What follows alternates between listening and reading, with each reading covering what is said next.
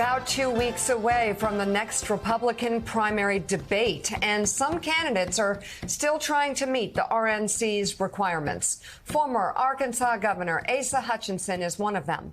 He's now looking to boost his standings, expanding the states he will travel to in the coming weeks. That includes North Carolina, Georgia, and Texas. And joining us now, Republican presidential candidate, former governor of Arkansas, Asa Hutchinson. Good to have you on the show this morning. Governor, thanks so much for being with us. Behind you, the United States Capitol. You have served well. You've served there. I want to ask you about Washington, D.C. right now. This is a little off. Is this off topic? It's off political topic. It's not about Trump.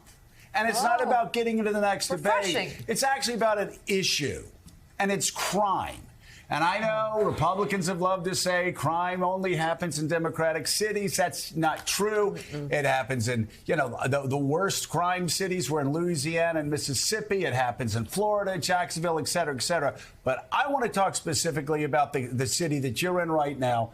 Headline in the Washington Post: a shaken Washington copes with surging violence. This is not normal. The Washington Times talking about all the people, the young kids that have come to work on the Hill, that are getting beaten up, stabbed, having their getting assaulted, getting robbed. House committee is actually having to warn staffers about crime rates soaring in the nation's capital. Governor, it's not just the big Democratic cities that are out of control. You got Monroe, Louisiana. You got, Bessemer, Alabama. You got Jacksonville, Florida, out of control. What do we do? What do we do to turn crime rates back to where they've been since 2020, back to where they were in 2019? How do we get there? Well, and you're right on the importance of this issue. I was in Georgia yesterday, and they're not asking me about Trump's legal issues. A single mom was asking me about what does it take to give my child a safe environment. And that's what they are concerned about in the schools, but also on our streets. And it's not just a big city issue, because we see fentanyl in our rural cities. We see the challenge of the smash and grab that is primarily in the inner cities, but we're watching it from across the country, and we're saying this does not represent the best of America. It's not the rule of law, and there's a simple solution here, and that is enforce the law. And whenever we see a flagrant disregard of the law, whether it is violence and there's not a follow-up enforcement and a toughness there, then you're going to see this continue, because they're just seeing a disrespect, and it's close to anarchy. And it starts with the president and his leadership and saying, we're not going to be funding places that are not enforcing the law. That is critical that we do this, and you're right on target on the importance of this issue.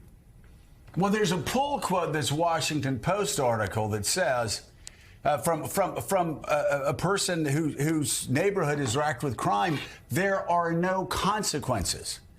And, Governor, I got to tell you, 95% of Americans are outraged when they see these scenes of people breaking in to shopping malls and stores and just stealing thousands and thousands and thousands of dollars of property from the owners of those stores. Are people in New York City that can't even go to a Rite Aid and get toothpaste because it's all boxed up. I'm sorry. I understand. I understand everybody wants to talk about the underlying issues, and I want to talk about the underlying issues that lead to poverty generally. But we got to first make the streets safe while we're doing that. And for the people that for the people who say cops don't keep us safe, those are people that live in rich areas or upper middle class areas. You talk to working class people and you talk to the truly disadvantaged, they'll say, I want more cops on the street to keep my kids safe when they're walking to school, and I want more cops in my kids' school to keep them safe.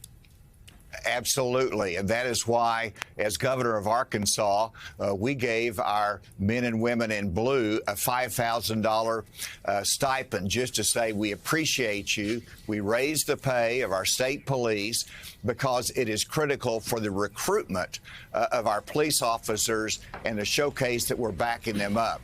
And then whenever you're talking about the consequences, that is absolutely correct. And the consequences should not come 2 years down the road. The consequences should not come while they're released on parole and they commit another crime and then they're arrested and put in jail, and then it's another year before they're brought to justice. We have to reform our justice system. I know a lot of attention's at the federal level, but we need to make our system of justice work at every level so that it is meaningful, there are consequences, and law enforcement has to understand that we're going to back them up if they enforce the law. And whenever you see our businesses that are pulling out of so many cities because of the smash and grab, and they're having to tell their employees, or they shouldn't be telling their employees this, but saying no consequences, you don't chase them, you don't try to arrest them.